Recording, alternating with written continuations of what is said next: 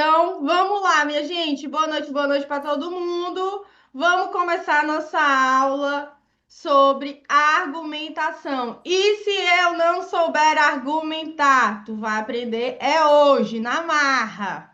Vamos lá. Lembrando, o argumento ele vai ser apresentado na introdução para ser desenvolvido nos desenvolvimentos. A sua redação, ela pontua onde é que a nota sobe, o termômetro ali que vai subir sua nota, desenvolvimento. Professora, para o curso que eu quero, eu preciso de 940 na redação do Enem. Então, você vai ter que enfiar todos esses elementos obrigatórios naquela folha minúscula. É esse o seu desafio. Ah, professora, eu só vou para a VUNESP se for para tirar a nota máxima. Graças a Deus, porque a folha da VUNESP é grande, tem espaço, dá para você fazer isso. Se você tiver a letra pequena, perfeito, vai dar certo. Mas você precisa o quê? Você precisa ter uma postura madura, você precisa ter uma postura de aprovado. Eu não tenho nenhum aluno aprovado em medicina que ficava de enrolação. Os alunos que ficavam de enrolação não passavam.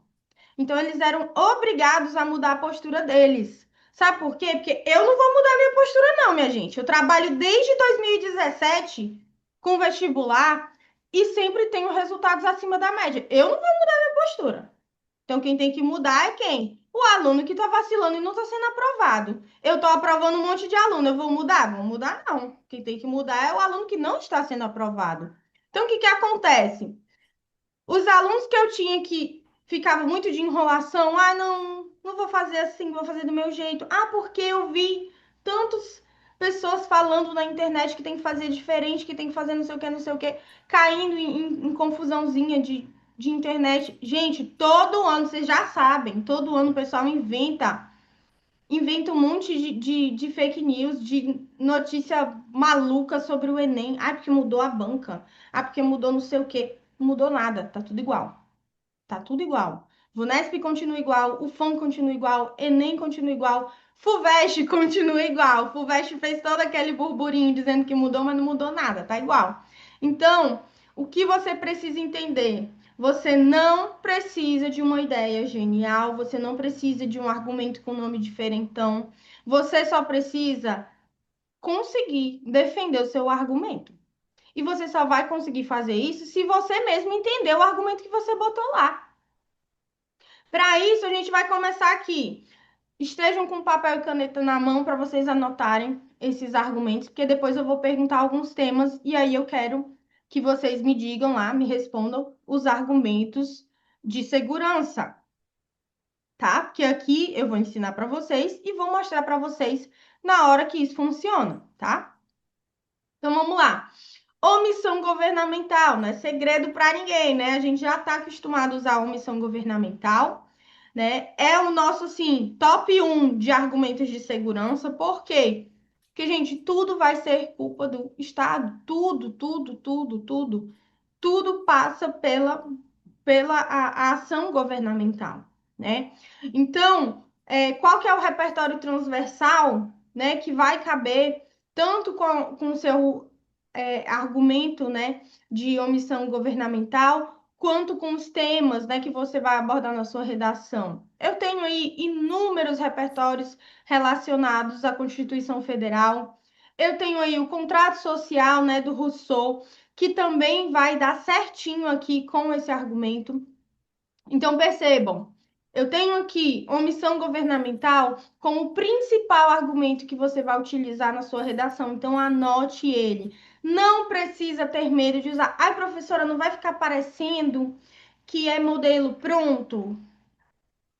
Se você baixar a cartilha do INEP, se você baixar as redações nota 1000 do ano passado, você vai ver que mais de 80% das redações nota 1000 usaram esse argumento, do jeitinho que ele está escrito aí, nem mudaram. Então, muitas vezes o aluno, ele quer enfeitar um negócio e se auto-sabota. E aí, minha gente, eu bato naquela tecla. Às vezes você é um excelente aluno, você tira notas maravilhosas, você tem um perfeccionismo impressionante com tudo que você faz. Mas, gente, é burrice. Se sabotar porque tá se achando superior, porque é isso que acontece aqui, tá? Muitas vezes o aluno não quer utilizar porque ele se sente superior. E dentro de vestibular, a gente não tem essa não, tá? Na fila do vestibular tá todo mundo sendo humilhado pela banca. Então, bora calçar o sapatinho da humildade e vamos entender que omissão governamental vai salvar sua vida em muitos temas. Vamos seguindo em frente aqui? Tranquilo até aí, né? Então, recursos como omissão governamental, preconceito ou desigualdade são frequentes, né? Porque, de fato, explicam muitos problemas sociais. Então, por mais que você tenha ali uma impressão de que, ai, nossa, tá saturado, todo mundo usa isso, mas tem um motivo para todo mundo usar. É porque funciona. Tem um motivo para todo mundo apontar a omissão governamental, porque de fato tudo passa pelo governo. Então a chave está em quê? Você personalizar o nome desse argumento. Agora entenda uma coisa. Eu estou pedindo para vocês, nos treinamentos deste mês de agosto, anota aí no teu caderninho para tu não esquecer. Nos treinamentos desse mês de agosto, não quero ninguém personalizando o nome de argumento. Eu quero lá com o nome do argumento de segurança, do jeitinho que tá aqui, tá?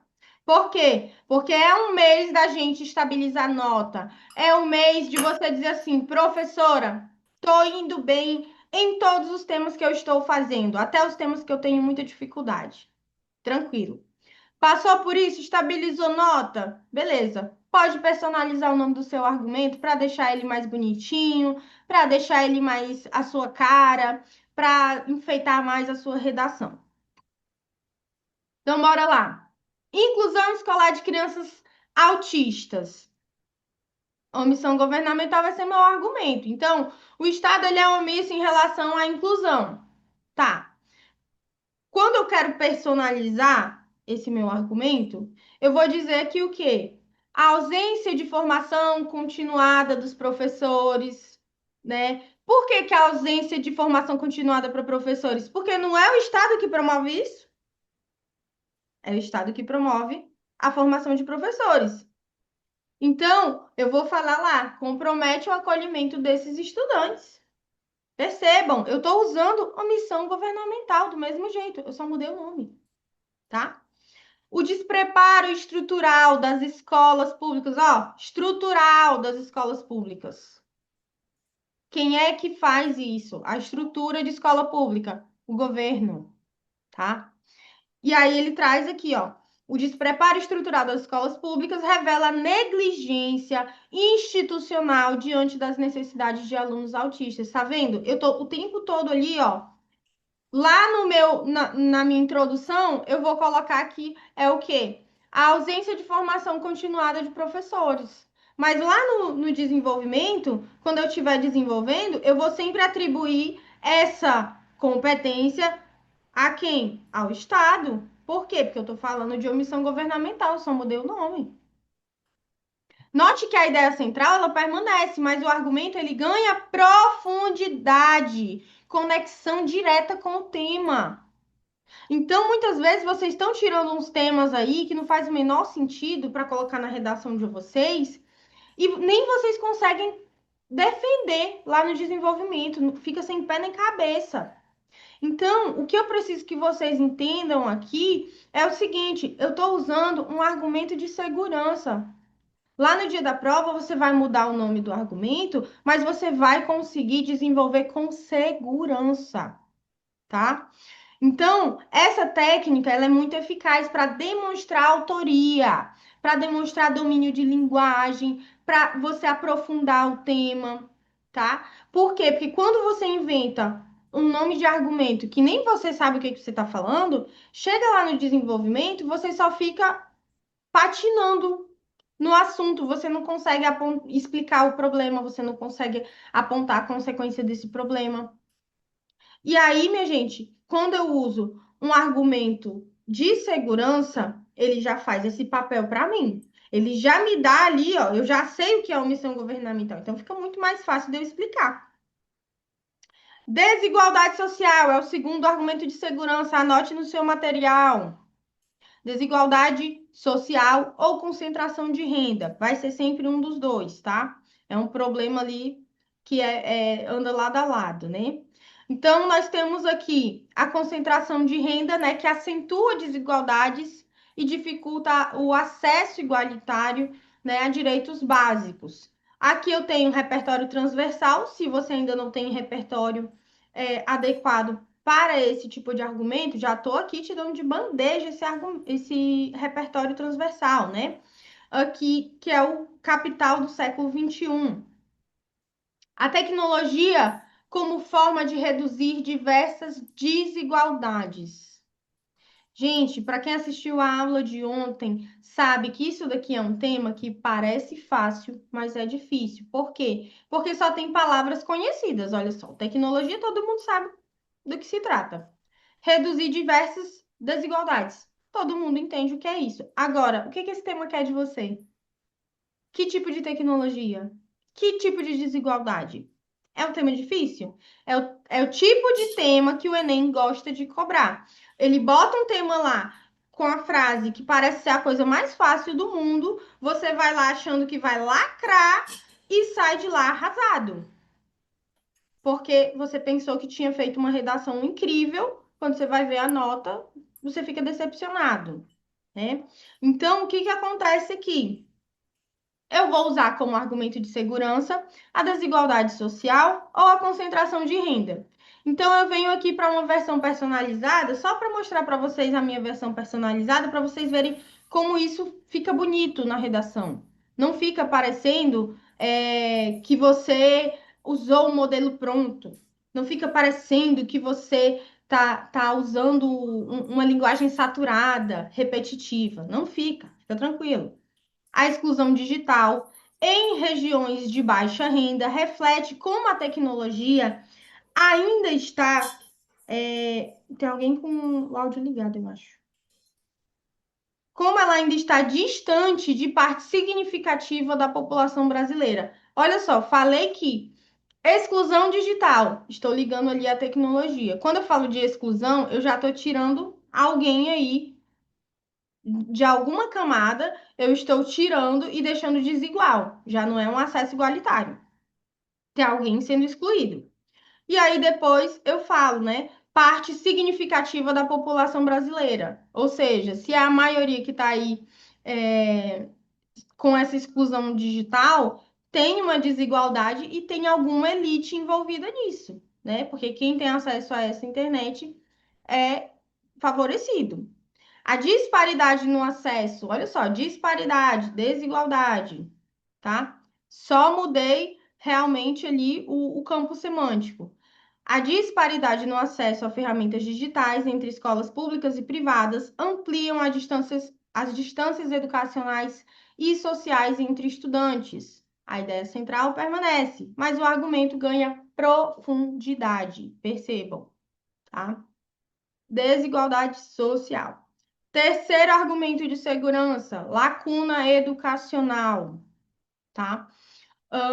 Eu tenho aqui como repertório Paulo Freire, né, para falar que a educação é uma prática de liberdade e transformação social. Mas se você não quiser utilizar, você pode usar o contrato social do Rousseau mais uma vez, porque é um repertório transversal, vai dar para você utilizar tranquilamente.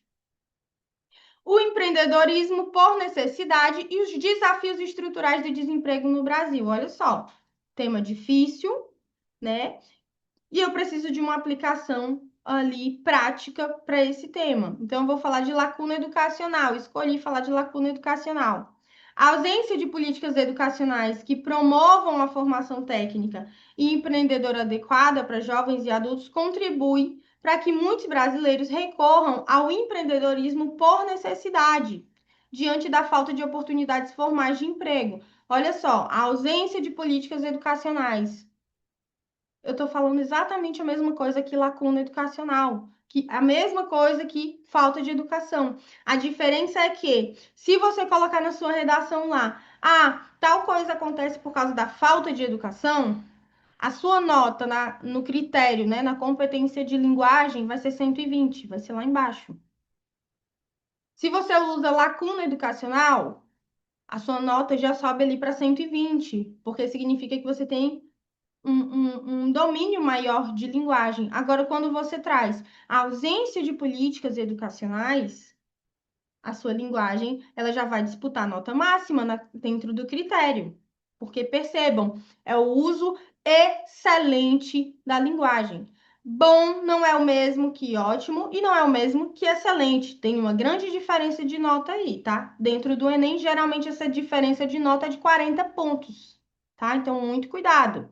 Não vão ficar aí escolhendo palavrinha fácil demais, nem difícil demais, porque pode ser que você não aguente ali, não consiga sustentar, né? Então, sempre faça uma escolha de palavras adequadas. Ou você escolhe a palavra que está aqui, lacuna educacional, ou você vai para uma versão personalizada que melhora a sua nota em linguagens, tá?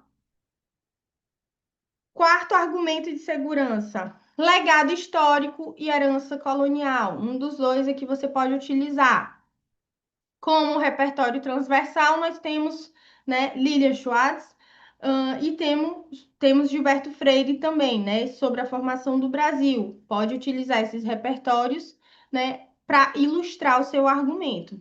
Mas vamos direto ao ponto aqui nos temas. Lembrando que esses temas, gente, estão na lista de vocês, né, de 100 temas, né, lá para você treinar até o dia da prova. Então, já utilize essa aula para fazer as anotações relacionadas aos temas, tá? Os desafios para a preservação da memória histórica na consolidação da democracia no Brasil foi o tema de um dos nossos simulados, né? E aqui o repertório, o argumento que mais vai caber, né, com esse tema é qual? Legado histórico e herança colonial, não tem como, né? Porque a gente tem aqui claramente um legado, tá? A versão que eu vou apresentar genérica, né? No caso, o legado histórico marcado pela colonização e suas práticas autoritárias ainda impacta negativamente a preservação da memória coletiva, dificultando a consolidação plena da democracia no país. Se eu quiser trazer uma versão personalizada desse meu argumento, eu vou falar o quê? A persistência de narrativas coloniais. Gente, isso é muito chique. É muito chique. Não só o teu argumento vai ficar mais bonito e você vai explicar muito melhor porque você sabe do que você está falando, né? Como a sua nota em linguagens vai lá em cima, porque você usar a persistência de narrativas coloniais. Gente, é muito lindo, muito bonito. A persistência de narrativas coloniais e a negligência em abordar eventos históricos essenciais dificultam o reconhecimento e a valorização da memória histórica no Brasil, comprometendo a construção de uma democracia sólida e inclusiva. Professora, posso copiar essas sugestões aqui do slide para usar na minha redação? Deve, deve. É para isso que eu estou aqui, para facilitar a sua vida. Então, não se sabote. Professora, eu vou até anotar isso daqui, ó, do ladinho aqui, ó, do meu argumento. Faça isso, tá? Você precisa saber reunir essas informações a seu favor. Quinto argumento, insuficiência legislativa. Lembre-se, insuficiência legislativa significa que eu tenho o quê? Eu tenho alguma lei, mas ela não é suficiente, tá? No caso aqui de ausência legislativa, eu tenho que demonstrar que não tem ainda ali uma legislação sobre aquele tema. Tem várias legislações, mas nenhuma sobre aquele tema. Então, se eu escolher a ausência, né, de leis, eu tenho que explicar isso. Que tem várias outras leis, mas não tem sobre aquele tema em específico, tá? Então, vamos lá. Tema tinha que ser, né? Homeschooling, educação domiciliar no Brasil, que é o tema aqui típico de insuficiência legislativa. Então, eu posso apresentar de forma genérica, da forma como eu estou apresentando aqui, né? A insuficiência legislativa sobre a educação domiciliar no Brasil dificulta a regulamentação adequada dessa prática. Usei a palavra, usei o nome do argumento do jeitinho que ele tá. Mas na versão personalizada, ele fica a falta de normas legislativas detalhadas acerca do homeschooling gera insegurança jurídica, compromete a implementação eficiente dessa modalidade, prejudicando a garantia de qualidade do ensino e a proteção dos direitos das crianças e adolescentes. Gente, eu falei exatamente a mesma coisa que a versão genérica. Só que na versão genérica foi muito mais resumido, muito mais direto ao ponto. Foi genérico, né? Então, assim, é isso que eu quero mostrar para vocês. Não é fazer uma sopa de letrinhas, não é dificultar totalmente a frase a ponto do meu avaliador nem entender o que eu tô falando, mas é melhorar a linguagem. Professora, o gerúndio pode comprometer a nota de alguma forma? Não, o gerúndio ele não compromete a nota de vocês, tá? O que compromete a nota de vocês é o gerundismo, tá? Qual que é a diferença? O gerúndio, gente, ele impacta no quê? Dentro da sua frase, ele vai trazer a ideia de continuidade, tá? De perpetuação. Então, é algo, é um efeito importante para o seu texto, visto que você está criticando algo que é recorrente, né? Geralmente os temas são recorrentes. Então, você vai precisar do gerúndio, muitas vezes para apresentar uma consequência, para apresentar o efeito negativo de algum tema, né? Então, pode utilizar sim o gerúndio, mas o que é importante? Não cair no gerundismo, que é o quê? O gerundismo é você escrever um gerúndio atrás do outro, gerando, fazendo, criando um atrás do outro. Parece que você não sabe falar de outra forma. Então, assim, quando você tá ali escrevendo 5 gerúndios seguidos, você já tem que ficar ligado. Tipo, nossa, 5 gerúndios seguidos, me comprometi aqui. Então, faz pequenas alterações que dá tudo certo, né? Aqui eu trouxe aqui, ó, gera insegurança. Trouxe um fenômeno, tá? Compromete a implementação eficiente dessa modalidade, prejudicando a garantia de qualidade do ensino e proteção dos direitos das crianças. Percebam, uma frase desse tamanho, um período enorme desse, eu usei um gerúndio, tá? Então, não tem problema você usar o gerúndio. O gerúndio ele é necessário para você apresentar os efeitos negativos daquele problema que você está argumentando. Não tem como você argumentar sem usar gerúndio.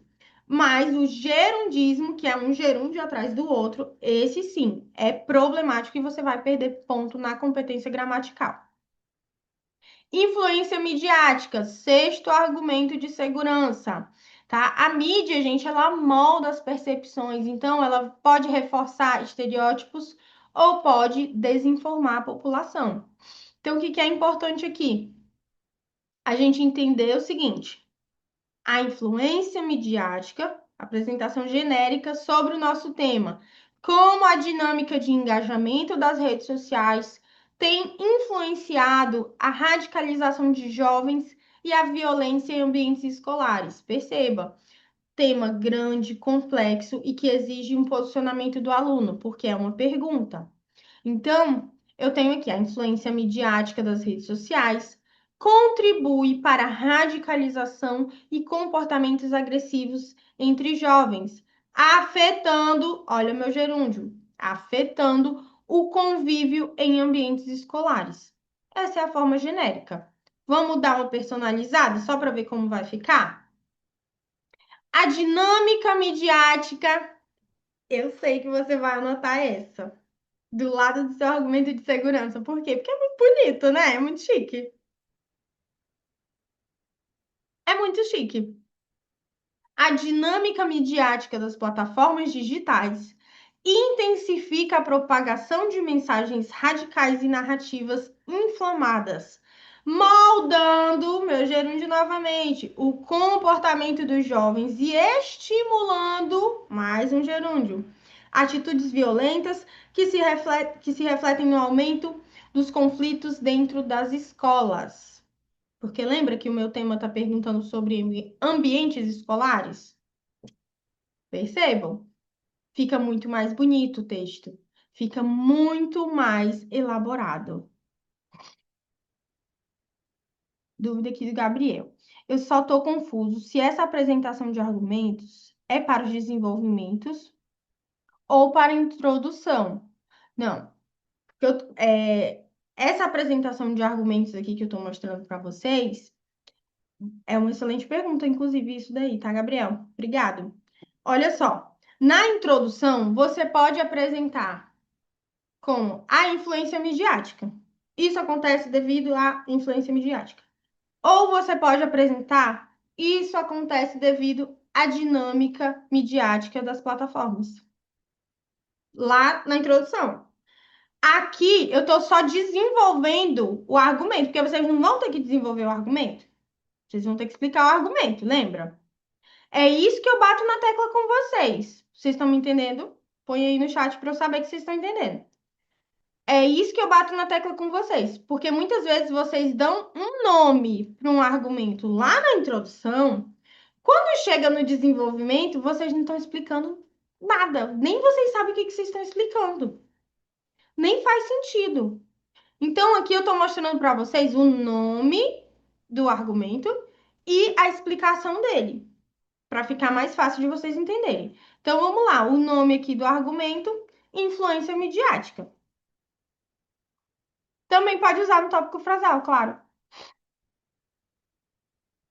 Nesse caso, seria o tópico frasal dos desenvolvimentos. Também, gente, vocês podem utilizar no tópico frasal, tá? Porque lembra que vocês têm que fazer um tópico frasal? Tem que fazer um tópico frasal.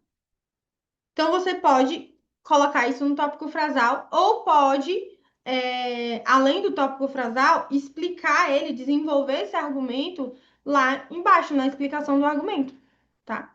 Percebam, tá vendo? Vocês estão raciocinando melhor a ideia do argumento de vocês. Por quê? Vocês estavam colocando o argumento lá na introdução como se ele não tivesse função nenhuma.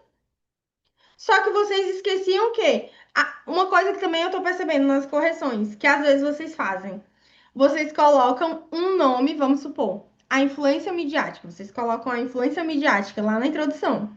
Quando é no tópico frasal, vocês botam outro nome. Vocês colocam, sei lá, a dinâmica midiática lá no tópico frasal. E lá na explicação do argumento, vocês colocam outra coisa que nem faz sentido.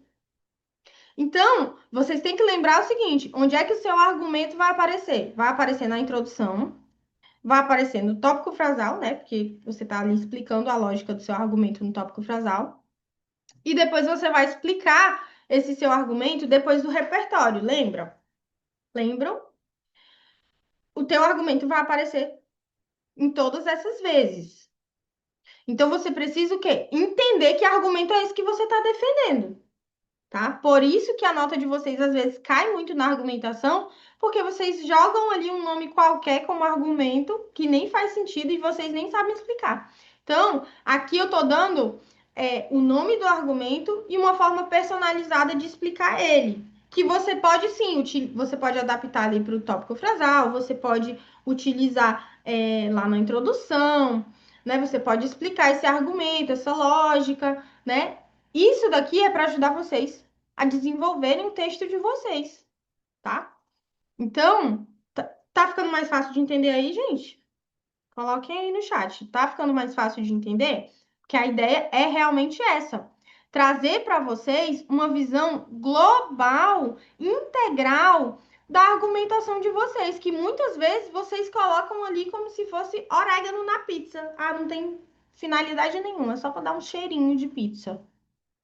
Não é para dar um cheirinho de argumento, meu amigo. É para o seu avaliador bater o olho no seu texto e dizer sim, ele sabe o que ele está comentando. E para não dar para não dar também, né, gente, a impressão errada no seu avaliador, porque o que que acontece? Às vezes vocês dão um nome lá na introdução, como eu falei, né? Vocês dão um nome lá, a influência midiática. Quando o avaliador bate o olho lá na introdução e está escrito influência midiática, ele já deduziu do que você está argumentando. Aí ele chega lá no desenvolvimento e você está falando de outra coisa, ele vai dizer, cara, o que que esse menino tá falando? Então, muitas vezes isso acontece no texto de vocês, tá? Eu tô acompanhando aqui as correções e quando eu tô devolvendo, eu vou ali, caramba, olha o que que eles estão fazendo. Por quê? Porque vocês não sabem o que que vocês estão defendendo. E quando você usa argumento de segurança, não tem como você errar. Você sabe exatamente o que você está defendendo. Mesmo que você mude o nome e personalize, faça uma versão personalizada, você não vai se confundir no que você está defendendo. Vai ter coerência. Então, quando você coloca uma coisa na introdução, outra coisa no tópico frasal e explica um negócio nada a ver lá na explicação do argumento, perde totalmente a coerência. E aí você perde ponto não só no critério gramatical de coerência, você perde ponto no critério também de argumentação. E se for no caso do Enem, você perde ainda em duas competências, que é a competência 3 e 4. Por quê? Porque geralmente vocês também utilizam conectivos errados que pioram essa explicação de argumento, né? Ainda tem mais esse agravante. Então, utilizem mês de agosto, quero todo mundo usando argumento de segurança. Ah, estabilizou a nota. Estabilizou a nota, pode personalizar numa boa, tá? Tô dando aqui várias ideias para vocês de como personalizar esses argumentos para ficar bonito e para ficar compreensível, para ficar coerente, tá? Então vamos seguindo em frente aqui. Sétimo argumento: ausência de políticas públicas. Professor, eu achava que isso daí era omissão governamental, não? Você até pode atribuir isso à omissão governamental, se você quiser. Mas a ausência de políticas públicas, por que que eu coloco como um argumento sozinho? Por quê? Porque alguns temas precisam muito de política pública específica, como é o caso, por exemplo, da taxação de grandes fortunas. A taxação de grandes fortunas, gente, depois eu quero que vocês coloquem aí como atividade para casa, pesquisar o ciclo de políticas públicas. Por quê? Porque as políticas públicas, elas seguem um ciclo. E esse ciclo é o quê? Primeiro ele entra na agenda governamental, depois ele entra ali numa pesquisa do governo de como resolver esse problema. Depois eles planejam como fazer essa política pública. Depois eles pensam em como implementar essa política pública. Depois eles fazem a avaliação e fiscalização dessa política pública, né? E depois eles podem extinguir essa política pública ou não. Por que que eu estou falando de ciclo de políticas públicas aqui para vocês?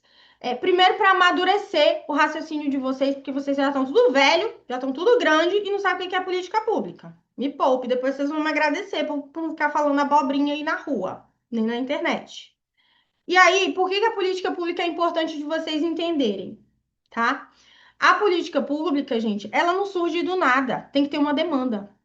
E a taxação de grandes fortunas, para que que ela vem? Ela vem para tirar uma parte, né, de dinheiro ali de pessoas ultra ricas e direcionar esse dinheiro para pessoas, para ações políticas públicas para pessoas pobres, muito pobres, que é o que a gente chama de política pública redistributiva. Então, a política pública redistributiva, gente, como que eu vou dizer que isso é uma missão governamental? Se eu tenho uma política pública específica para resolver isso. Então, por isso que eu coloquei isso como um argumento específico, porque eu acho que isso traz muito mais autoridade, né, para os nossos alunos argumentarem, traz um repertório muito mais amplo, sabe? O avaliador, ele vai bater o olho aqui e vai dizer, cara, esse menino, ele precisa ir para a universidade, ele vai contribuir para esse país. A redação dele tá incrível, ele sabe o que que é, ele sabe o que que é política pública redistributiva, meu amor. Se o seu pai ou sua mãe tá estudando para concurso público, chega nele e diz assim, pai, hoje a minha professora falou sobre o ciclo de políticas públicas. Ele vai dizer, quê? Quero ter aula com ela. Porque ele está estudando isso com certeza. Então, percebam, O tema aqui vai ser Caminhos para uma sociedade mais ética na era da tecnologia. Mais um tema que parece fácil, parece bobinho, mas é difícil. Então vamos lá. A ausência de políticas públicas voltadas para, estou usando ali o próprio nome do argumento de segurança, voltadas à regulação ética do uso da tecnologia dificulta a construção de uma sociedade mais justa e responsável. Compreensível, fácil de entender, tranquilo. Agora, versão personalizada, né?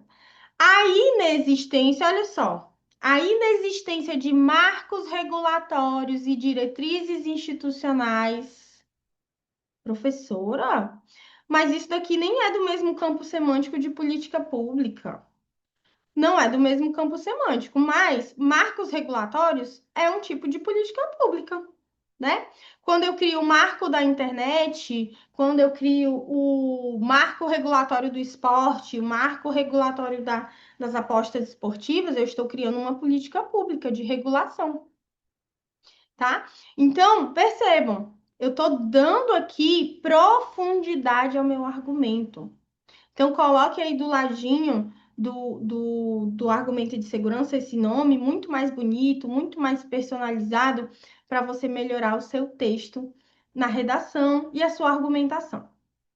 A inexistência de marcos regulatórios e diretrizes institucionais voltadas à conduta ética, né, no ambiente digital permite a expansão de práticas nocivas, como a manipulação de dados e a disseminação de discurso de ódio, enfraquecendo, meu gerúndio novamente, os valores democráticos na era tecnológica.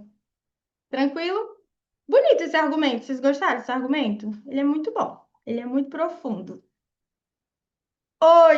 Oitavo argumento de segurança: resistência cultural e preconceito. Gente, esse argumento aqui, ele, embora ele seja pouco usado, mas ele também é muito bom, porque tem alguns temas que vocês vão precisar utilizar ele porque não tem para onde correr. É o caso que temas relacionados a pessoas com alguma deficiência, temas relacionados, por exemplo, à questão indígena, né, relacionados à questão racial também, né? Por quê? Porque tudo que é diferente, tudo que foge ao padrão heteronormativo, a gente sabe que tem ali resistência cultural e preconceito.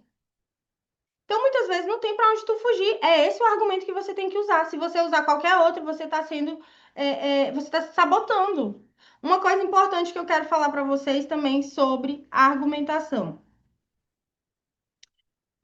Vocês estão me ouvindo e me vendo direitinho?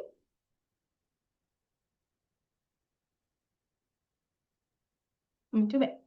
Uma coisa importante que eu quero falar para vocês sobre a argumentação, gente, muita atenção. Às vezes, olha só, preste atenção para vocês não fazerem bobagem. Sejam maduros, é uma prova, tá? Tá valendo muito, valendo sua aprovação. Então, veja bem, às vezes tem um tema importantíssimo, como é o caso aqui, inclusão de pessoas neurodivergentes no mercado de trabalho. Aí eu tenho um tema importante desse. Qual que é o principal problema para incluir pessoas neurodivergentes em qualquer ambiente? O primeiro deles é o preconceito. As pessoas têm preconceito com pessoas neurodivergentes, têm preconceito também com a questão racial, tem preconceito. Não tem o que fazer. Falou em inclusão, o primeiro impacto é o quê? O do preconceito. Segundo impacto é a impunidade, a questão de não ter o apoio, e aí entra novamente a omissão governamental, porque essas pessoas, elas não têm a inclusão garantida e também não têm estrutura. E também, quando sofrem algum tipo de violência nesses ambientes, ficam impunes também porque não têm o apoio do Estado. Então, não tem para onde correr. Você pode inventar o argumento que você quiser. Quem vai passar é quem vai usar o argumento que realmente faz sentido. E o que faz sentido nesse tema aqui não tem outro argumento. Ah, é a mídia. Não. A mídia, ela agrava o problema, mas ela não é prioridade aqui no problema. Então, percebam, olhe para o tema de forma madura. O que que é prioridade aqui, tá? O que que é prioridade aqui? O que que mais está causando problema? Porque às vezes o menino pega um tema sério desse, aí ele diz que o problema é a falta de conscientização nas escolas. Que conscientização, brother? Se o brasileiro tivesse consciência, se o ser humano tivesse consciência, a gente não tava passando por 90% dos problemas que a gente passa na humanidade. Então, por favor, não comece, não comece, não comece. Você vai me estressar na minha casa, vai me estressar no home office. Não. Então, prioridades. O que mais está atrapalhando essa pessoa aqui?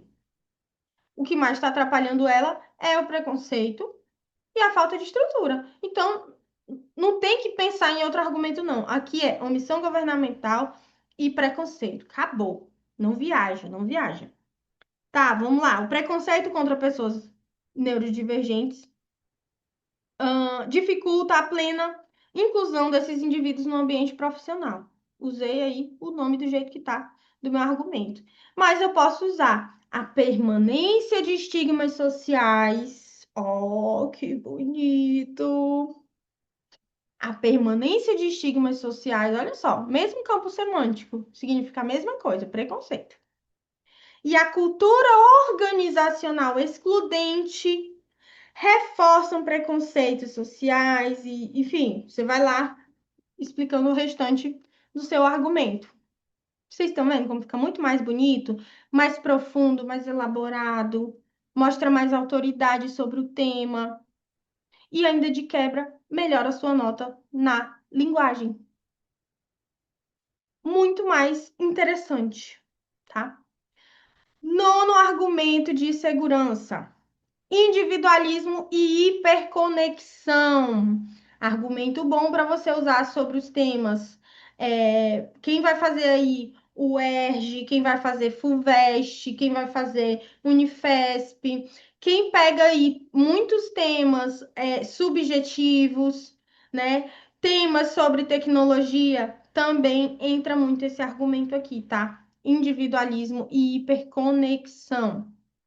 A valorização excessiva da autonomia individual, né, combinada ali à hiperconexão proporcionada pelas tecnologias digitais, as redes sociais, né, ela tem fragilizado os vínculos coletivos e a responsabilização social, contribuindo para a indiferença diante de problemas públicos. Aqui eu só estou explicando o argumento para vocês entenderem, tá?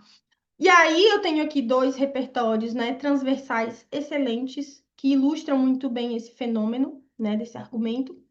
E aqui eu tenho um tema, né, mais subjetivo para mostrar para vocês. Capitalismo do afeto entre o acolhimento simbólico e o vazio programado. Olha só, tema que parece difícil, mas na verdade é fácil. Eu posso trazer aqui o nome do argumento de forma genérica, né? O individualismo nas relações sociais esvazia o sentido coletivo do afeto, né? E favorece formas simbólicas de acolhimento que não se sustentam na realidade. Ou eu posso trazer uma versão mais bonita, né? Personalizada. Então, aqui, no contexto do capitalismo do afeto, já retomando ali o tema, né? O hiperindividualismo, estimulado pela lógica de mercado, transforma o acolhimento em produto e promove interações marcadas por conexões frágeis e autoimagem, o que contribui para um vazio programado nas relações humanas e para o enfraquecimento do senso de pertencimento. Ai, ficou muito chique. Muito, muito, muito mais bonito, muito mais chique. Por quê? Porque, primeiro, que eu estou retomando o tema por completo, então ali eu já estou puxando o tema, retomando por completo e trazendo ali palavras do mesmo campo semântico, né, que o individualismo, né, falando desse enfraquecimento, né, da coletividade, mas para abordar exatamente o mesmo argumento, o argumento de segurança conhecido por todo mundo. Então, é fazer o básico bem feito, gente. Isso é que é fazer o básico bem feito, tá? Vamos lá.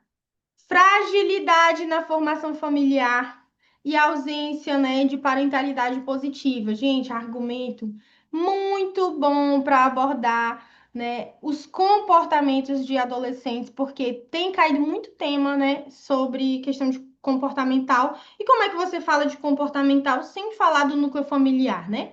Então, eu tenho aí a fragilidade na formação familiar ou a ausência de uma parentalidade positiva, porque a gente sabe que a família, né, o núcleo familiar, ele também ele impõe ali costumes, né? Ele traz exemplos, né, para a criança, para os jovens, né? Traz ali alguns exemplos comportamentais. É uma referência, a gente sabe disso. Então, aqui coloquei a explicação do argumento para vocês, né? E coloquei ali dois repertórios também transversais sobre essa questão familiar, sobre essa questão de formação de caráter e de comportamento, tá? Então vamos lá, fragilidade familiar compromete a proteção das crianças diante aí das redes sociais, né? Ampliando ali o risco de exploração sexual infantil no ambiente virtual. Estou usando aqui o argumento de forma genérica. Depois eu posso trazer a fragilidade no exercício da parentalidade positiva, dificulta a mediação do uso consciente de tecnologias pelas crianças, tornando-as mais vulneráveis à exploração sexual no contexto ali, né, de exposição irrestrita. Lembrando que tem um tema lá na nossa lista de 100 temas, que é sobre o excesso de exposição de crianças às redes sociais, né, por parte dos pais. Já entra esse argumento aqui muito bem nessa temática, né? Outra temática, gente, que pode vir aí, tanto no Enem quanto na VUNESP, né? A VUNESP, principalmente, que ela adora falar de criança, trazer a ideia de proteção integral às crianças. Por quê? Porque, gente, aumentou muito a violência contra a criança, principalmente violência sexual. Inúmeros grupos de pedofilia foram desarmados e foram, né, encontrados em 2024. Esse ano, nós temos uma efeméride, né, que é o quê? 30 anos, os 35 anos aí de Estatuto da Criança e do Adolescente, né? Então, é comemorado aí esse marco no Estatuto de Proteção da Criança e do Adolescente. Então, pode vir com certeza na sua prova do Enem alguma coisa sobre crianças. E aí você já tem esse argumento muito mais elaborado, muito mais bonito do que você simplesmente dizer, ai, o menino vem mal educado de casa. Então vamos lá. 11. Ruptura com a natureza e o colapso ambiental. Eu acho esse o argumento mais lindo, mais chique de todos. Por quê? Porque às vezes você quer falar de consumo, você quer falar da questão climática, do meio ambiente, da eco-ansiedade, você quer falar de algum tema ambiental sustentável que foge ali do básico que a gente conhece, né? E você não tem assim um argumento muito que realmente faça sentido, né? E esse argumento ele é bem específico para você usar nesses temas. Por quê? Porque principalmente quem vai fazer aí as bancas, né, que tem temas mais subjetivos. Porque ele traz essa ideia de desconexão, né, com a natureza, que é o que o Ailton Krenak ele aborda em toda a sua literatura, em toda o seu trabalho. Então, veja bem, quando eu falo de ecopolítica no século XXI, gente, temática que pode cair em todos os vestibulares esse ano, né? Porque nós somos anfitriões aí da COP30, que é o evento mais importante do mundo em relação ao meio ambiente. Então, eu tenho aqui um argumento, gente, que vai trazer exatamente a, a carga que eu preciso, né, para criticar o tema. Então, a ruptura entre as atividades econômicas e os ciclos naturais contribuem para o colapso ambiental, colocando em xeque os compromissos com a sustentabilidade no século XXI. Já é muito bonito, só pelo nome do argumento já é muito bonito, mas eu ainda posso melhorar, né?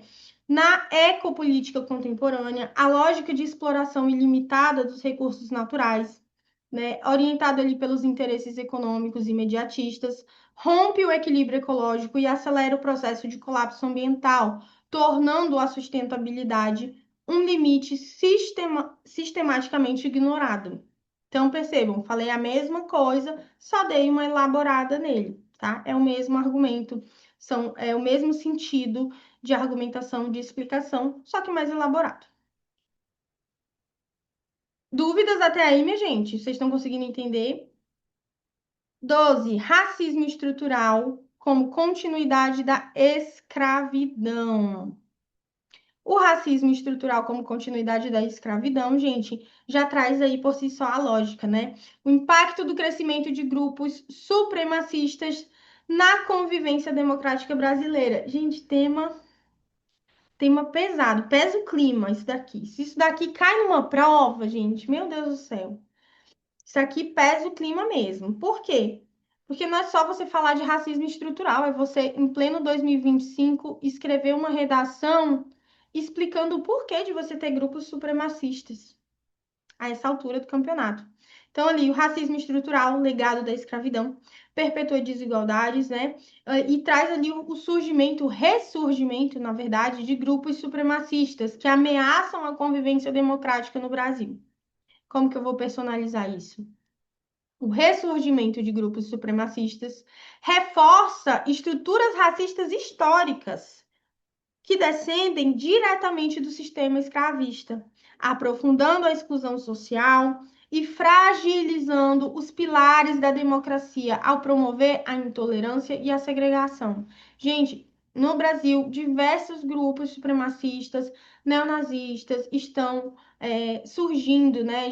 A própria OMS e a ONU já se posicionaram a respeito disso, desse crescimento.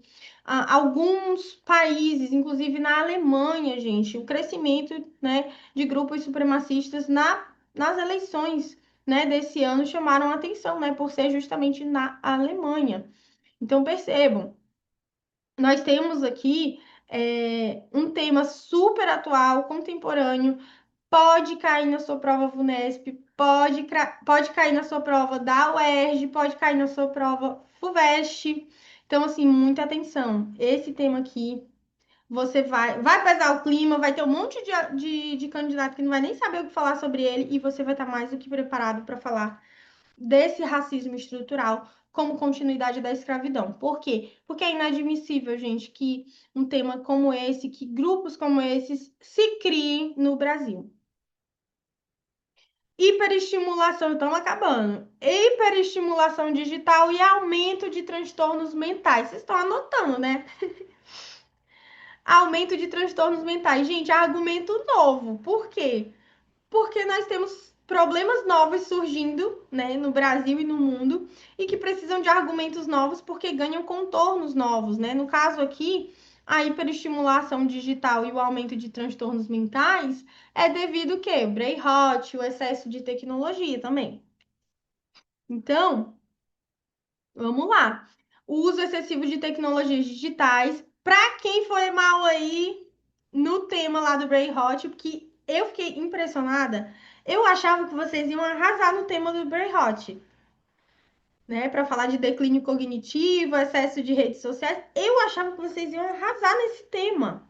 Curiosamente, todo mundo tá levando bomba nesse tema, né? Então, vamos prestar atenção aí. O que se pode fazer para melhorar nessa reta final? O uso excessivo das tecnologias digitais nas redes sociais, né, promove a hiperestimulação que prejudica a saúde mental, especialmente entre jovens, né?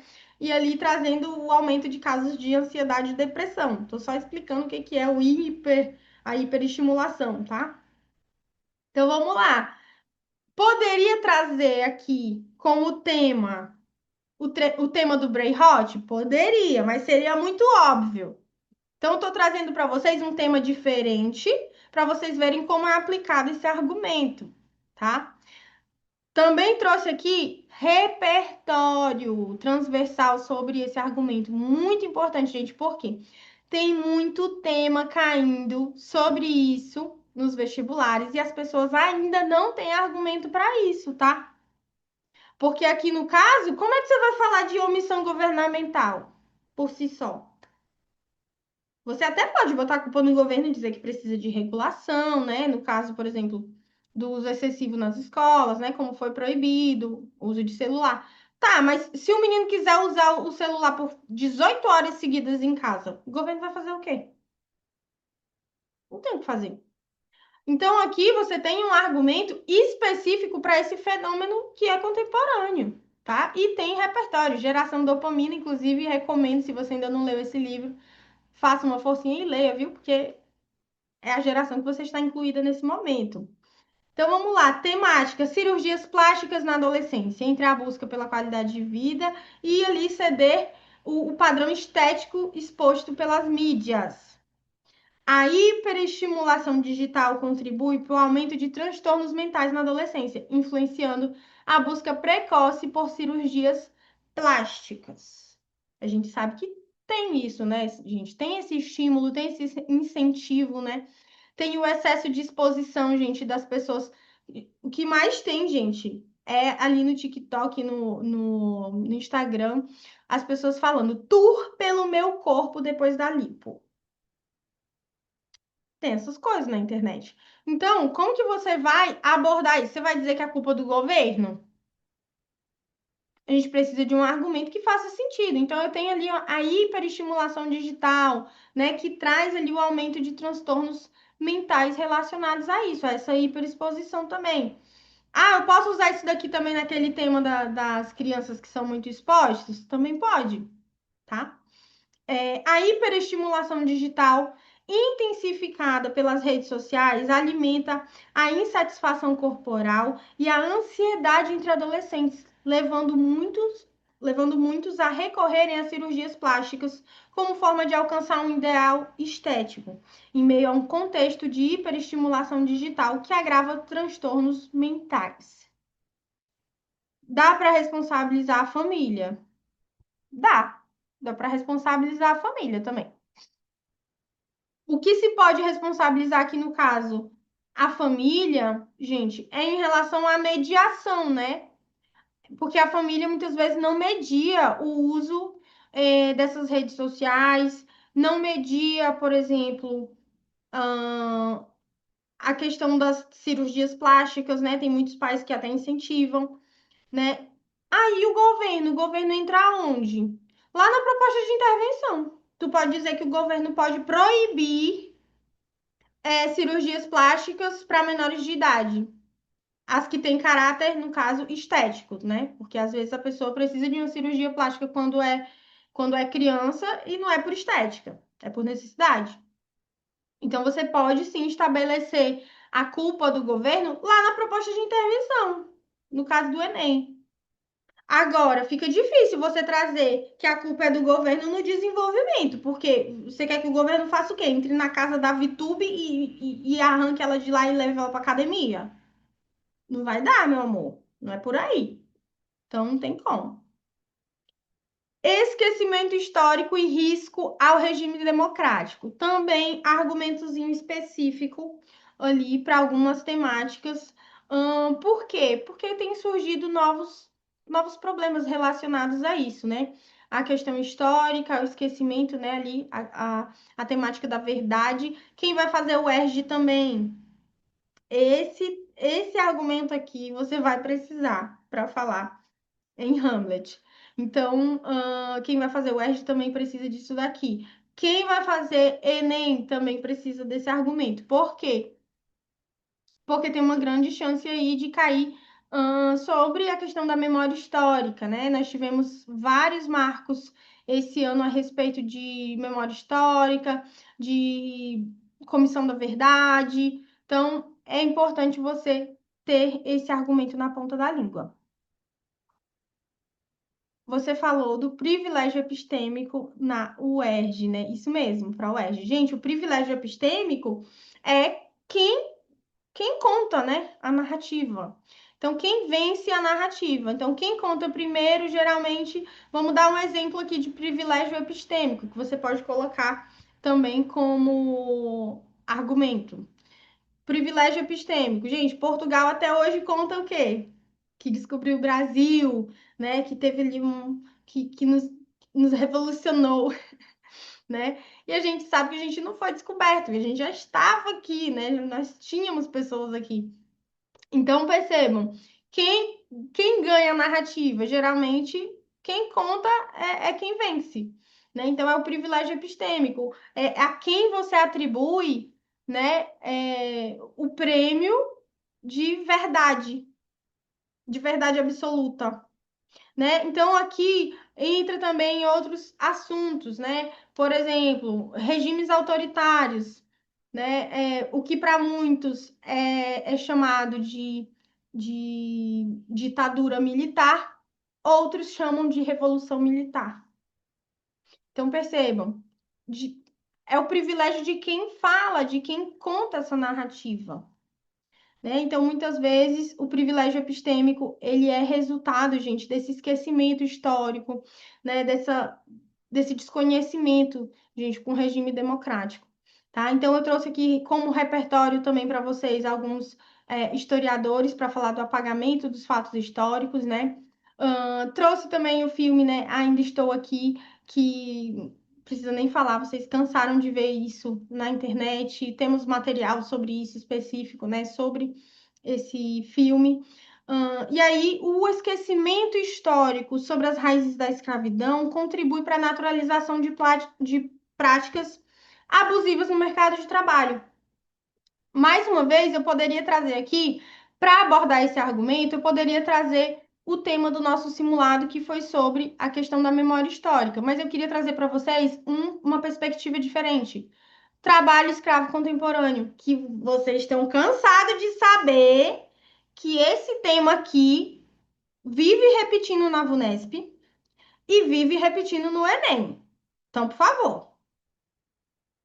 favor, se você não treinou esse tema ainda, você, não sei que você está pensando, não sei.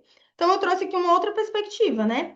O esquecimento histórico, ele contribui para a naturalização de práticas abusivas no mercado de trabalho. Por quê? Porque a gente esqueceu a raiz escravocrata, né? Então, a gente tem que reativar essa memória para não repetir os mesmos erros, tá? A negligência em reconhecer a herança escravocrata na formação social brasileira favorece a permanência de relações de trabalho degradantes. Olha que chique, que bonito que ficou. Que violam direitos fundamentais e ameaçam princípios democráticos ao normalizar formas de exploração incompatíveis com a cidadania plena. Muito bonito, muito chique. 15. Desvalorização cultural e fragilização da identidade social. A falta de reconhecimento e apoio de manifestações culturais populares tradicionais contribui para a fragilização da identidade social. Esse daqui é um argumento muito bom de você ter, por quê? Porque vez ou outra cai uma temática sobre cultura, sobre arte, e geralmente quando cai isso, todo mundo é meio pego de surpresa, né? Então, eu trouxe aqui, é o que menos usa esse argumento, né? Porque quase não cai tema sobre isso, né? Mas eu trouxe aqui para que vocês estejam resguardados aí em qualquer temática, né? Então, eu tenho aqui a decisão de censurar músicas, né, com conteúdo de violência em espaços públicos, escolares, por exemplo, né? Nós tivemos aí o efeito das proibições em cima do Oruan no começo do ano. E aí, pode ser que esse tema ele volte? Pode ser não, já voltou. A VUNESP já começou a aplicar ele, tá? Então, pode ser que ele venha no Enem? Grandes chances. Então, vamos lá. Versão personalizada disso daqui, né? Eu tenho a censura a músicas que retratam a realidade violenta de determinadas comunidades, deslegitima expressões culturais, e invisibiliza experiências coletivas, contribuindo para o apagamento simbólico de grupos historicamente marginalizados, enfraquecendo a construção de identidades sociais plurais, o que compromete em vez de promover uma cultura de paz, né?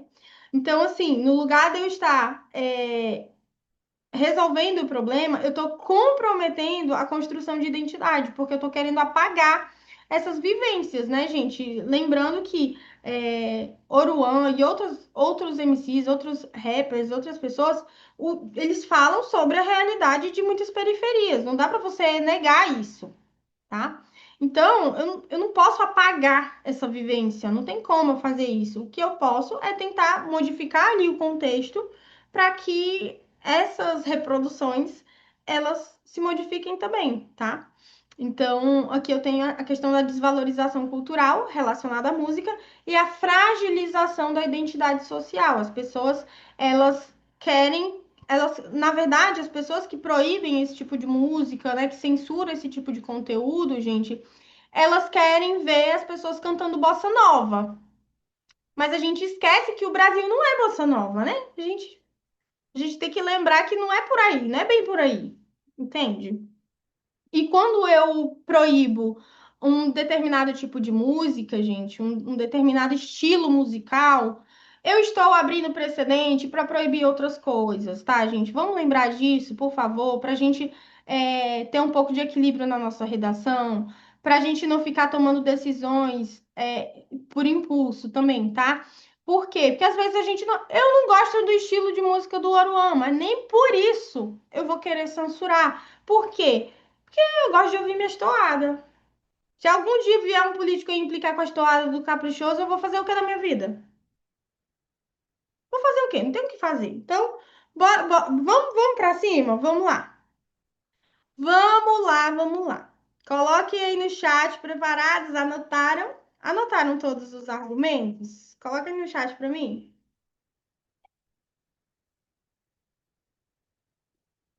Anotaram todos os argumentos? Então, vamos lá. Metralhadora de resposta. A influência de jogos eletrônicos na violência entre jovens. Escolha aí dois argumentos de segurança para a gente finalizar e eu dormir assim, na paz de Cristo, nesse domingo e acordar feliz para nossa aula de amanhã. Lembrando que a aula de amanhã, minha gente, é o quê? Estrutura perfeita. Vamos lá. Dois argumentos, rapidinho, que é para a gente acabar, rapidinho. Só faltou isso daqui. Dois argumentos de segurança para a influência de jogos eletrônicos na violência entre jovens. Sem mudar o nome do argumento, é só jogar o argumento.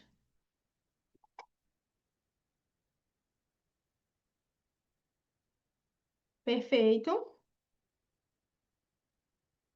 Fragilidade na formação familiar, show. Influência midiática e omissão governamental, show. Parentalidade positiva, no caso, a ausência dela, né? E a influência midiática, perfeito. Influência midiática e omissão governamental, a Tracy colocou. Samuel colocou só um, cadê o outro? Influência midiática e o que mais? Bora, cadê vocês? Joaquim, Sara, Marcos, Guto. Cadê vocês? Coloquem aí.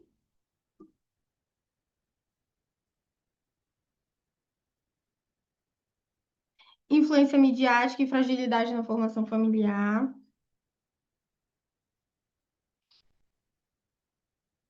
Cadê o Joaquim? O Joaquim, ele entra em cólicas, dele ter que usar só o nome do argumento de segurança. Hiperestimulação digital e omissão governamental. Perfeito. Sim. A hiperestimulação digital, gente, entra na dinâmica do quê? Na dinâmica das redes sociais e na arquitetura das redes sociais também. Lembrando, tem tema sobre isso na nossa lista, tem mais de um tema sobre isso. Então, perceba, os temas que estão lá na nossa lista, nós temos ali a gamificação da misoginia. Olha só, tema que parece difícil, mas é fácil e que pode usar esse argumento. Nós temos aí a arquitetura de redes sociais, que também pode utilizar esse argumento. Tá certíssimo, porque, né, tem essa estimulação ao ódio. E a omissão governamental, obviamente, porque a maioria das pessoas que cometem crimes relacionados, gente, ali à influência de jogos eletrônicos, né, são menores de idade. E aí? O Brasil não tá fazendo nada. Então, eu acho que é um tema muito importante que pode cair esse ano no Enem, visto que nós temos aí os 30 anos do ECA, né? Que é o Estatuto da Criança e do Adolescente, a comemoração dos 30 anos do Estatuto. Nada melhor do que cair um tema sobre isso, né? Sobre essa questão da violência relacionada a jogos eletrônicos. Se você joga videogame e você acha Ah, professora, não, eu não concordo com isso, porque eu jogo videogame, eu sou paz e amor, sou tranquilão. Tá, meu amigo, mas é porque você muitas vezes tem uma estrutura familiar diferente. Você tem uma formação familiar diferente, uma educação diferente. As pessoas elas podem não ter essa mesma estrutura familiar e aí isso agrava, né? Isso traz aí como desculpa, né, para elas reproduzirem o que elas vivem ali nos jogos, né?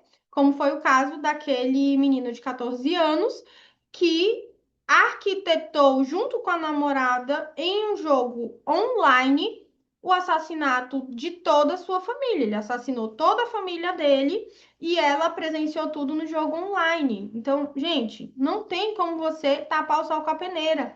Tem uma influência ali direta dos jogos, mas a gente também precisa da ação governamental. Então, Joaquim arrasou aqui. Próximo tema: os desafios da transição energética e impactos socioambientais dos carros elétricos. Eu quero é ver. Eu quero é ver. Tô só a Carminha agora. Agora eu quero ver. Colapso ambiental e omissão governamental. Muito bem, muito bem. Resistência social e colapso ambiental. Gente, resistência social, vamos lá. Joaquim, resistência social, lembrem-se que esse argumento ele está ligado ao fator cultural ligado ao preconceito. Tá. Mas veja só, desafio da transição energética. A transição energética, gente, ela não acontece porque as pessoas têm um preconceitozinho, não. Porque se fosse só por isso, a mídia em dois videozinhos resolvia esse problema. Ela não acontece por interesses de pessoas do petróleo, né, de elites econômicas, por isso não acontece. Então, atenção aí, revisem esses argumentos de vocês. Os desafios da transição energética e os impactos socioambientais dos carros elétricos. Eu duvido que vocês saibam o que é esse tema. Até agora ninguém nem produziu redação sobre esse tema. Eu desafio você. Tá? Por quê? Porque, gente, quando a gente. Esse tema aqui, ele parece difícil e é difícil. Então, vamos lá. Desafio da transição energética. Por quê? Eu preciso abandonar ali a questão dos combustíveis fósseis para utilizar combustíveis, né, mais sustentáveis. Beleza. Só que eu tenho ali a opção dos carros elétricos, que lembrando, o Lula reduziu o imposto em carros elétricos no início desse ano. E aí você deve estar pensando, que bom, né? Carro elétrico faz muito bem para o meio ambiente. Só que não, gente. Sabe essas terras raras, esses minerais raros que os Estados Unidos está querendo tirar daqui? Os Estados Unidos, a China, enfim, tá todo mundo querendo pegar daqui do Brasil? É para isso daqui, gente. Então, nós temos um problema aqui por trás desse tema, tá? Tema difícil, tema que parece difícil e de fato é difícil. E pode cair no Enem. Enem nunca mais caiu um tema de nível mais difícil. Então, desde 2018 não cai. Pode ser que seja esse o ano. Então, é melhor você estar preparado. Deixa eu ver o que vocês colocaram sobre isso. Colapso ambiental e omissão governamental, perfeito. Resistência social e colapso ambiental. A questão da resistência social já expliquei, né? Acho que não. Omissão governamental e colapso ambiental. Brilhou aqui, né? Vocês no omissão governamental. Desigualdade social e colapso ambiental, a Laura colocou. Desigualdade social, gente, acho que não vai entrar aqui, não, hein? Vai tirar leite de pedra para poder provar que tem desigualdade aqui. Não existe uma resistência social porque as pessoas estão habituadas aos automóveis movidos a combustíveis fósseis. Até existe essa resistência social, mas como eu expliquei para vocês, ela não é uma prioridade nesse tema.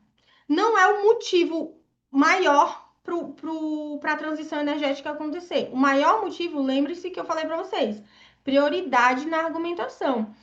O desafio da transição energética acontecer é literalmente, gente, por influência política, influência de elite E tem o impacto também ambiental. Por quê? Porque a transição energética, se ela acontecer destruindo o meio ambiente, não faz sentido. Que é o caso dos carros elétricos. Inclusive, a Vunesp já cobrou esse tema de uma forma diferente. Ela cobrou perguntando se os carros elétricos é o novo cigarro. Ou seja, trazendo a ideia de que parece um estilo de vida diferente, sustentável, mas na verdade corrói ali, no lugar de corroer o ser humano, está corroendo o meio ambiente.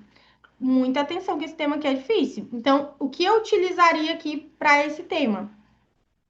Eu utilizaria omissão governamental, sem sombra de dúvidas.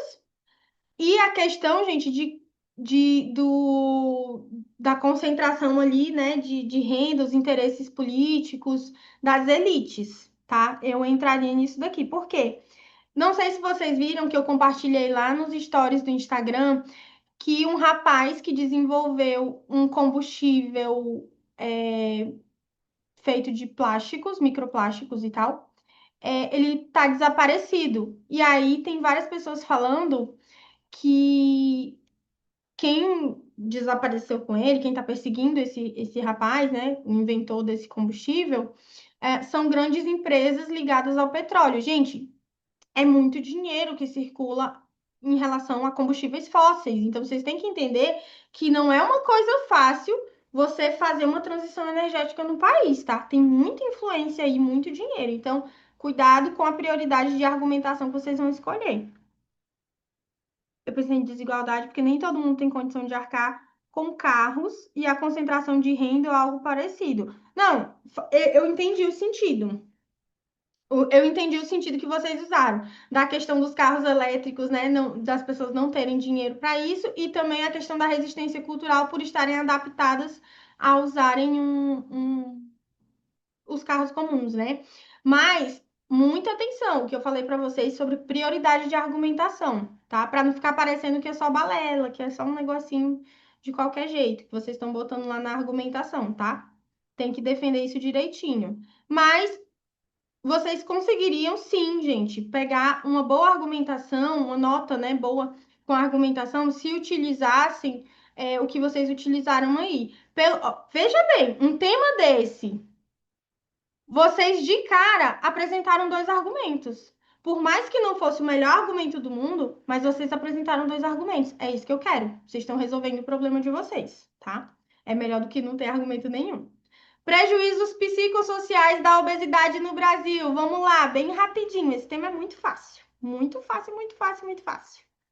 Influência midiática e preconceito. É, muito bom. Insuficiência legislativa e ausência de políticas públicas. Ah, agora sim. Agora você subiu de nível, Tracy. A ausência de políticas públicas, né, gente? Ausência de políticas públicas. Vamos lembrar. Insuficiência legislativa. Vamos lembrar também, gente, que a questão da alimentação também está ligada à insegurança alimentar. Está ligada também com a questão de falta de soberania alimentar, ao uso de agrotóxicos, ultraprocessados. Vamos lembrar que tudo isso tem envolvimento da indústria de alimentos, tá? Influência midiática e ausência de políticas públicas, muito bem, Sara. Ausência de políticas públicas e influência midiática. Todos vocês foram pela influência midiática, né? Tô passada. Aumento de transtornos mentais e invisibilidade social. Invisibilidade social? É, mais ou menos. Aumento de transtornos mentais, com certeza. Com certeza, com certeza. Todos já responderam, vamos para o próximo. Facinho esse tema, gente. Fácil, fácil, fácil, fácil, fácil. E até agora ele não caiu no Enem, né? Assim, queria.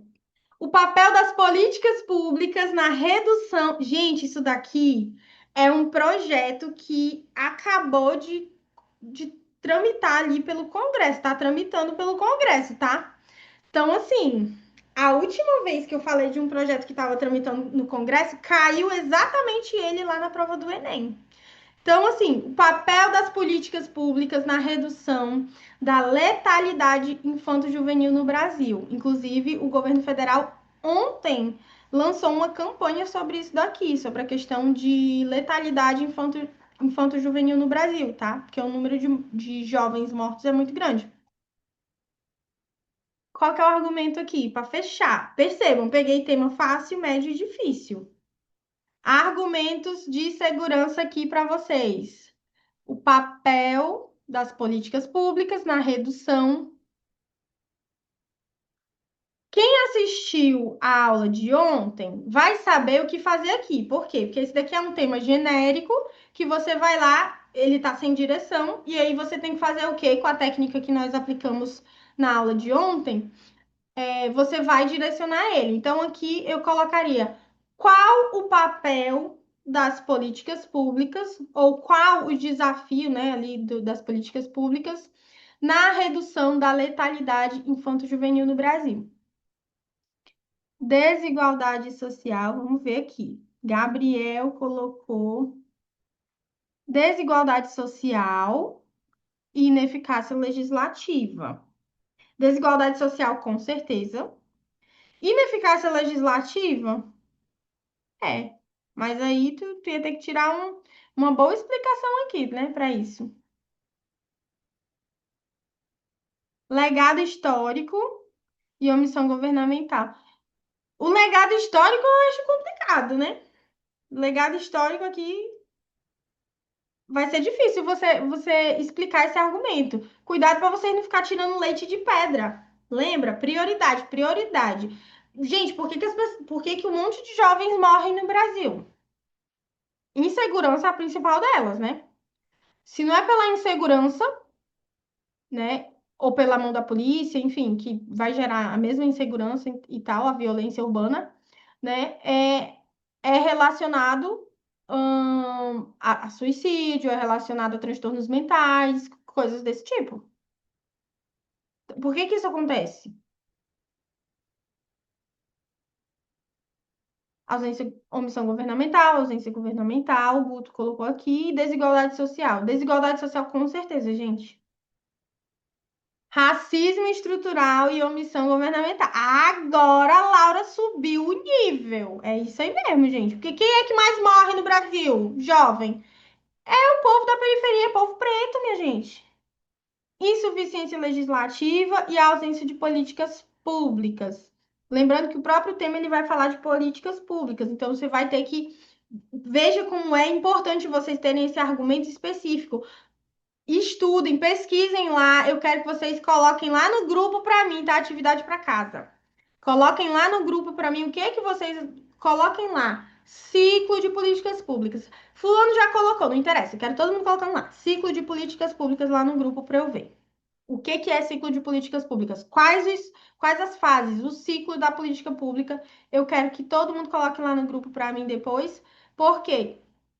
Porque se você fala aqui de políticas públicas de uma forma específica, num tema que já está falando de política pública, gente, isso daqui vai te destacar na sua redação. O teu avaliador vai dizer assim, cara, como assim? Ele já sabia o tema antes de fazer a prova?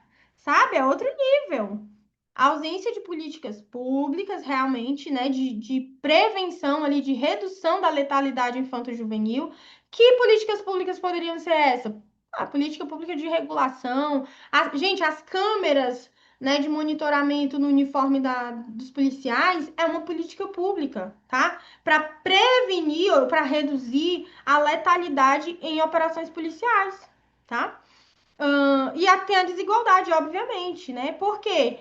Porque se você vê um homem preto correndo, você já imediatamente você associa a um fugitivo, a um arrastão, alguma coisa desse tipo. Tem essa desigualdade, tem essa questão que é muito marcada nas periferias, principalmente aqui no Rio de Janeiro, né, gente?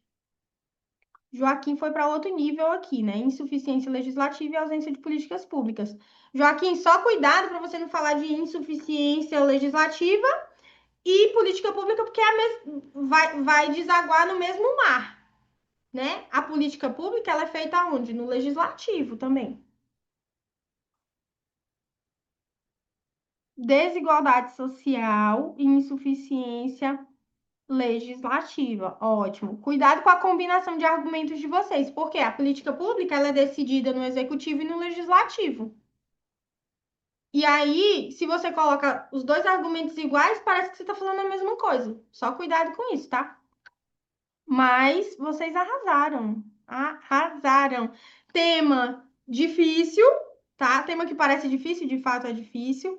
Coloquei aqui temas fáceis, médios, né? E difíceis para vocês treinarem. Mas percebam, vocês tinham argumentos para todos eles, para todos eles. Gente, estou muito feliz com a participação de vocês hoje aqui. Em pleno domingo, não estava esperando por isso.